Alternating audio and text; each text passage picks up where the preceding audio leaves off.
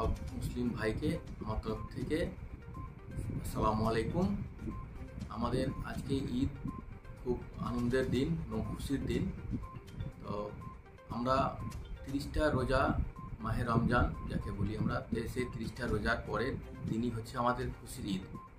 এই খুশির ঈদটা আমরা সারা বিশ্বে পালন হয়।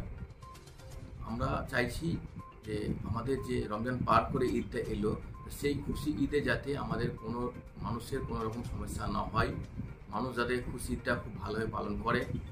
আমাদের যে সমস্ত ভাইরা বাইরে থেকে এসছে এবং ছোট ছোট ভাই আছে, দাদা আছে, খুশির ঈদে যে মোটর বাইকগুলো আস্তে সুস্তে চালায় এবং সেফ ড্রাইভ, সেফ লাইফ এবং হেলমেট পরে চালায়, তাতে যাতে যে খুশি ঈদটাকে মানাতে গিয়ে এমন কিছু না হয় যে বাড়িতে কোনো রকম দুর্ঘটনা ঘটে গিয়ে সেই খুশিটা ক্ষতি হয়। আর আমরা দেশবাসীকে বলবো যে আমাদের মধ্যে যে মনোমালিন্য হচ্ছে সেই থেকে দূরে থাকতে, যাতে আমরা শান্তিভাবে ঈদ পালন করতে পারি।